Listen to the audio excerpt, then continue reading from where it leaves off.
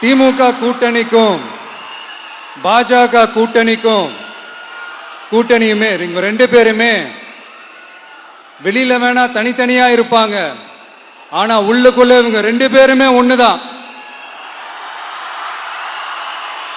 இவங்க ரெண்டு பேருக்குமே ஒரே நோக்கம்தான். அது என்ன நோக்கம் தெரியுமா?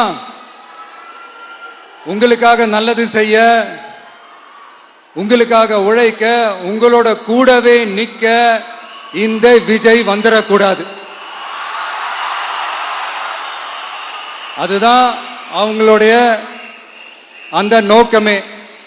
ஏன்னா இந்த விஜய் வந்ததிலிருந்து அவங்க நிறைய இந்த ஊழல்லாம் செஞ்சுக்கிட்டு இருந்தாங்கல்ல, ஒரு லிஸ்ட் போட்டு சொன்னல, அதெல்லாம் அவங்களால செய்ய முடியாம போச்சு. எல்லாத்துலயும் மண்ணு விழுந்துருச்சு.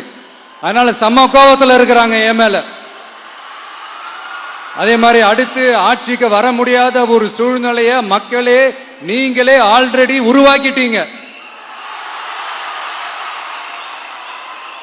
இந்த கூட்டணி கணக்கு, அந்த கணக்கு, இந்த கணக்கு எதுவுமே எடுபடல. இந்த அரித்மேட்டிக் கணக்கு, மேத்தமேட்டிக்ஸ் கணக்கு எல்லாமே மண்ணுக்குள்ள புதைச்சிட்டீங்க. அப்புறம் இந்த கொள்ளையடிச்சு வச்சிருக்கிற இந்த பணத்தை எல்லாம் வச்சு கல்லாப்பட்டி கூட்டணின்னு ஒண்ணு சேர்த்து வச்சிருந்தாரு.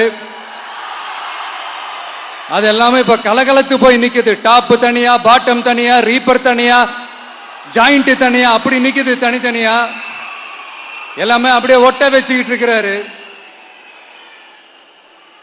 கூட்டணி கட்சிக்காரங்களே ஒருத்தருக்கு ஒருத்தர் ஓட்டு போட்டுக்க மாட்டாங்க போல் இருக்கு. அப்படி இருக்கு நிலைமை இந்த திமுக கூட்டணியில. சரி, இவங்களுக்கு தான் இந்த நிலைமைன்னு பார்த்தா இந்த பாஜக தலைமையில் மற்றும் பலர் அவங்க நிலைமை இன்னும் மோசமா இருக்குது.